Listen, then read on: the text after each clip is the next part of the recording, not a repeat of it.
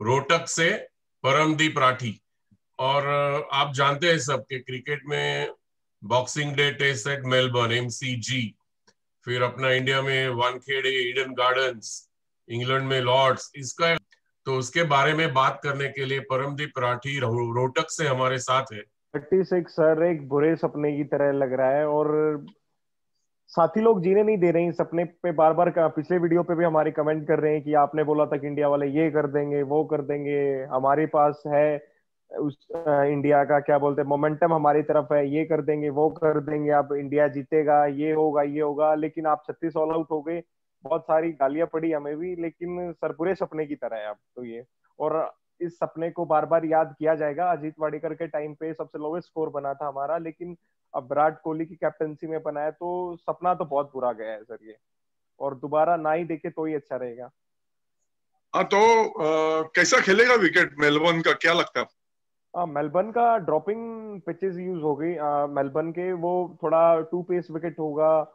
Starting के वही जैसे मैंने पहले भी बोला था कि 15 ओवर यानी कि स्टार्टिंग का 1-1.5 घंटा आपको आराम से निकालना पड़ेगा, और फिर आपके पास रन्स हैं। मैं थोड़ा सा ना एक साइड व्यू में जाऊंगा। मैं विराट कोहली की जगह पे मैं चाहता हूँ जडेजा टीम के अंदर आए, उससे आपका बॉलिंग में भी बैलेंस बनेगा, 5 बॉलर्स हो जाएंगे, प्लस जडेजा ने अच्छा बैटिंग फॉर्म भी दिखाया है। रिसेंट लिमिटेड ओवर अरीना खत्म हुआ था, उसमें भी अच्छी बैटिंग की थी, आईपीएल में भी अच्छी हिटें लगाई थी, तो मैं जडेजा के साथ जाऊंगा। But I don't think so team management Jadeja के साथ जाएगी, वो as a safer side KL Rahul को टीम में इंक्लूड करेंगे नंबर 4 पे। लेकिन परम शामी भी तो नहीं है। हाँ शामी नहीं है, देखिए शामी की भी चोट, अब सब बोल रहे हैं कि विराट कोहली गए, लेकिन हम भूल रहे हैं कि मोहम्मद शामी भी इस टीम का हिस्सा थे 2018 में जिन्होंने सीरीज जीती थी। और हाँ। पहले टेस्ट मैच में शामी ने बॉलिंग अच्छी की थी, बेशक विकेट उन्हें एक भी नहीं मिला था, लेकिन सबसे अच्छी बॉलिंग मीडियम पेसर्स में से मोहम्मद शामी ने ही की थी। तो एक बहुत बड़ा ब्लो है इंडियन टीम के लिए आने वाले और दूसरा शामी का ये तीसरा ऑस्ट्रेलिया का दौरा था। और नवदीप सैनी और मोहम्मद सिराज इनएक्सपीरियंस्ड है, तो देखो क्या होता है। अब शामी भी नहीं है, तो दिक्कत आने वाली है इंडियन टीम को बहुत सारी। मुझे क्या लगता है परम, ये जो कपिल देव और श्रीनाथ और ये सब जो 5-5 6-6 विकेट लेते थे, जी एक जी एक जी। इनिंग में 6 विकेट, हम्म। उसके बाद जहीर भी लेता था। जी जी जी जी और थोड़ा of late if you see, Ishant Sharma is also taking 5 to 6 wickets, जी जी जी जी जी। 5 4 जिसे हम कहते हैं। ये हम्म। नजर नहीं आता आजकल। आजकल क्या हो रहा है, सब बुमराह ने एक सीरीज एक्सेलेंट कर दी, लेकिन हमें ऐसे बॉलर चाहिए जो he will run through the side, और ये देखिए देखने को नहीं मिल रहा है। देखिए हमारे जो मीडियम पेसर्स हैं, हमारे जो फास्ट बॉलर्स हैं, वो टॉप ऑर्डर को तो हटा के घेरते थे, उनको तो उड़ा के फेंक देते, लेकिन जो लोअर ऑर्डर होता है वो हमारे हाँ। अगेंस्ट रन बना जाते हैं। या अब सैम करन को लेके देख लीजिए, इंग्लैंड सीरीज में उन्होंने इंडियन को अच्छे परेशान किया था। अभी न्यूजीलैंड वाली सीरीज में काइल जेमिसन ने अच्छा से परेशान किया था इंडियंस को। तो बेसिकली हमारी डिपेंडेंसी रविचंद्रन अश्विन और रविंद्र जडेजा पर बढ़ी है। उसका मेन रीजन ये भी हो सकता है कि हम लोग 5-5 6-6 विकेट मीडियम पेसर से रेगुलर इंटरवल्स पे नहीं देख पाते। हाँ वो शॉर्ट बर्स्ट में आते हैं और एक दो अच्छी विकेटें चटका जाते हैं, 3-4 और का अच्छा स्पेल कर देते, तो यही रीजन नजर आता है कि आपको रेगुलर बेसिस पे 5 विकेट हॉल आपको नजर नहीं आते हैं इंडियन लेकिन पेसर्स मुझे के। क्या लगता है परम कि दो दो स्पिनर और दो तेज गेंदबाज, हम्म। ये कॉम्बिनेशन मेलबर्न में सही रहेगा, क्योंकि Melbourne wicket after first 3 days does help spinners. This is what the statistics tells देखिए us.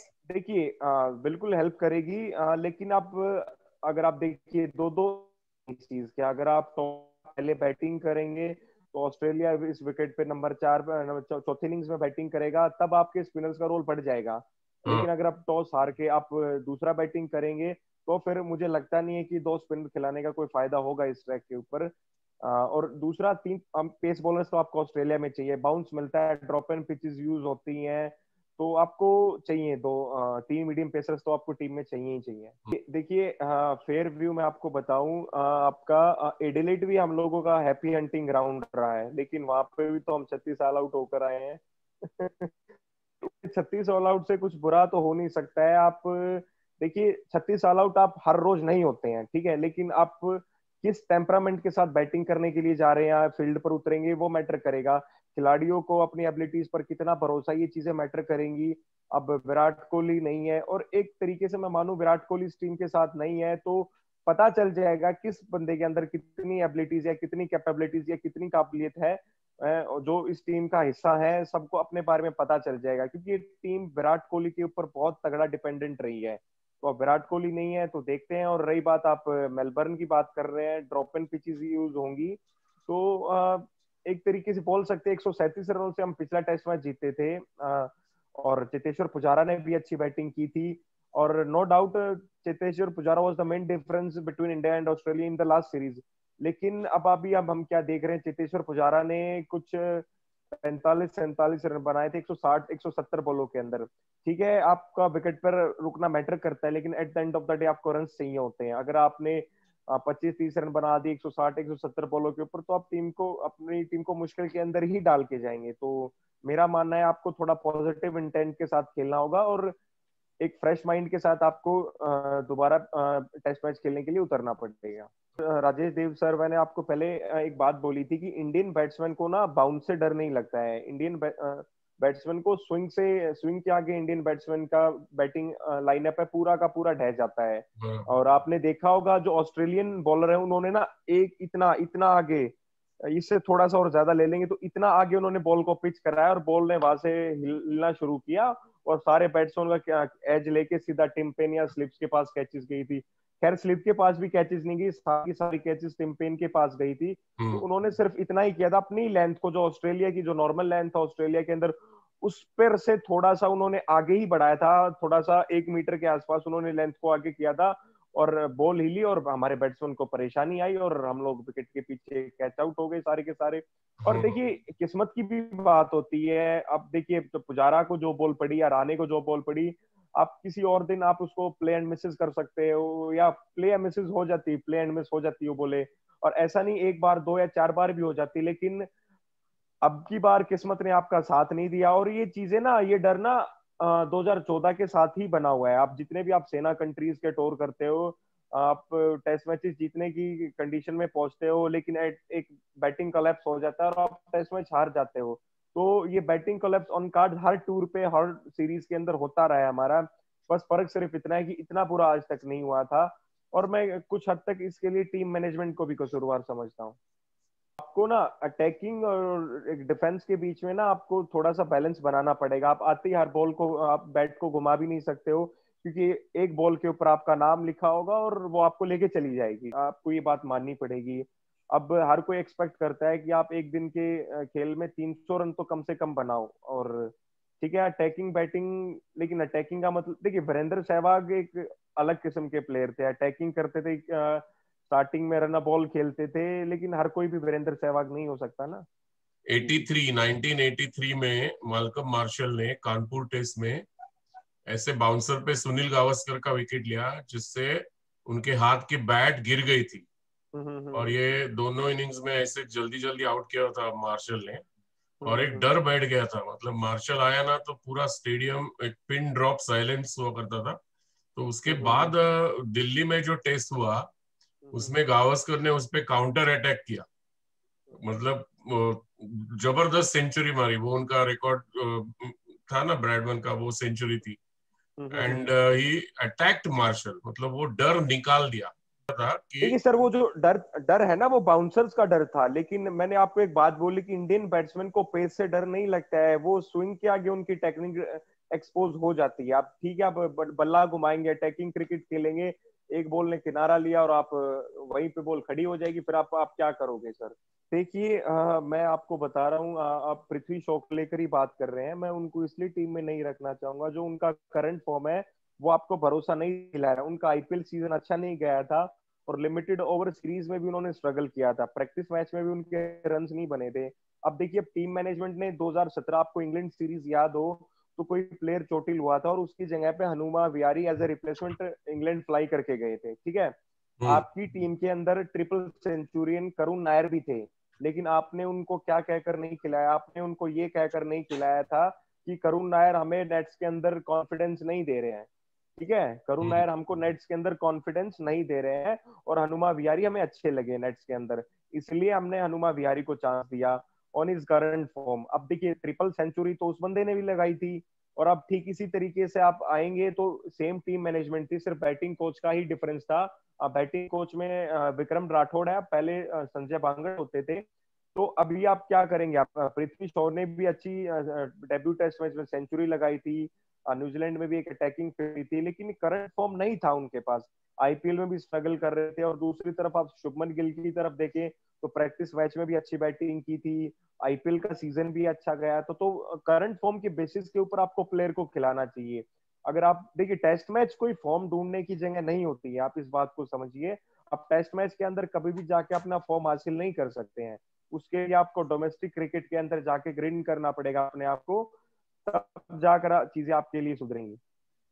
Leading from the front होकर खेलना पड़ेगा अजिंक्य रहाणे को, नंबर 4 पर। मैंने आपको बताया ना कि मैं चाहता हूं कि टीम में रहाणे नंबर 4 खेले, बिहारी 5 आए, 6 पर पंत और 7 पर जडेजा खेले। मैं खुद पर्सनली ये चाहता हूं कि Indian think tank team management इस टीम को उतारे, लेकिन ऐसा होने वाला नहीं है। अब देखेंगे, आप देखिए ओपनिंग में शुभमन गिल है, अगर बेचारे वो फेल हो गए तो अब रोहित शर्मा तीसरे टेस्ट मैच के लिए, रोहित शर्मा फिर ओपनिंग करने के लिए आएंगे। तो आपको ना एक ऐसा कॉम्बिनेशन चाहिए जो आपकी पूरी टेस्ट सीरीज निकाल सके। अब मुझे लगता नहीं कि रहाणे नंबर 4 पर बैटिंग करने आएंगे, केएल राहुल एक अटैकिंग बैट्समैन है, 4 नंबर पर वहीं खेलेंगे। 17 में भी आपने इंग्लैंड टूर के लिए भी राहुल द्रविड़ को as a batting consultant appoint किया था, लेकिन विराट कोहली ने नहीं, या आप कुछ भी कह सकते हैं, वो टीम के साथ नहीं गए। और जहीर खान को as a bowling coach appoint किया था फॉरेन टूर्स के ऊपर, लेकिन वो भी नहीं जा पाए। तो ऐसा लगता है नहीं कि ये टीम मैनेजमेंट, ठीक है मानसिकता चाहिए। वीरेंद्र सहवाग ने बोला था कि मैं अप्लाई क्यों कोचिंग के लिए, अगर इन लोगों ने मेरे को सेलेक्ट ही नहीं करना, तो हमें पता है कि हमारा एप्लीकेशन फॉर्म रिजेक्ट ही हो जाएगा।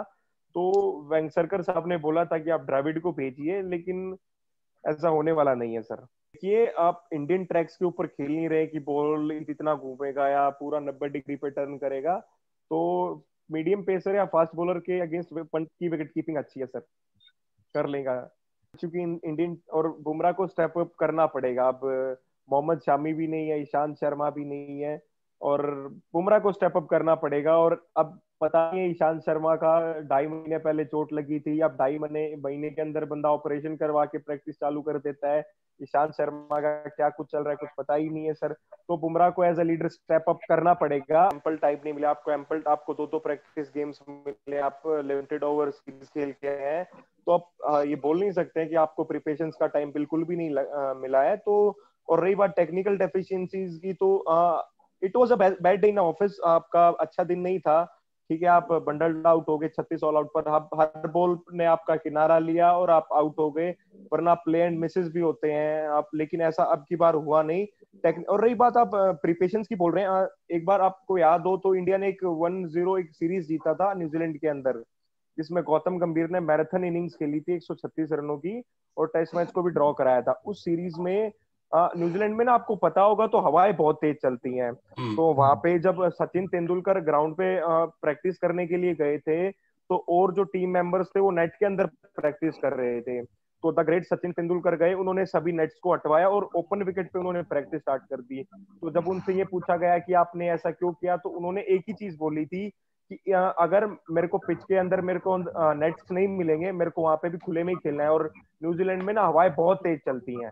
अब ये लैक ऑफ मैनेजमेंट ही बोलूंगा मैं कि आपका कोच का और आपका प्लेयर्स का अच्छा कन्वर्सेशन नहीं है। मैं इस टीम मैनेजमेंट को क्वेश्चन के घेरे में लेना चाहूंगा, क्योंकि इन्होंने मिलके इस टीम को, आप टाइम के साथ आप आगे नहीं गए, आप पीछे ही गए। आप देखिए, आप 2017 से लेके चले तो आप 10 टेस्ट मैचेस हार चुके सेनागढ़ ट्रीज में। इंडिया ने टेस्ट सीरीज जीती थी ऑस्ट्रेलिया के अंदर, तो उन्होंने एक बात बोली थी कि आप कभी भी अपने किसी भी एक्स प्लेयर के सामने जाओ तो आंखों में आंखें डालकर बोलना, हमने वो किया है जो आपने आज तक नहीं किया है। तो बिहारी की जगह नहीं, लेकिन उनकी जगह विराट कोहली की जगह पे सीधा जडेजा है। बिहारी को मैं एक और टेस्ट मैच देना चाहूंगा, क्योंकि आप, it will be unfair on Hanuma Vihari कि आप एक टेस्ट मैच के ऊपर उनको टीम से बाहर निकालें। छूटे हैं सर पिछले 40 मैचेस के अंदर, छोड़े और क्या 73 catches has been dropped in last 40 matches.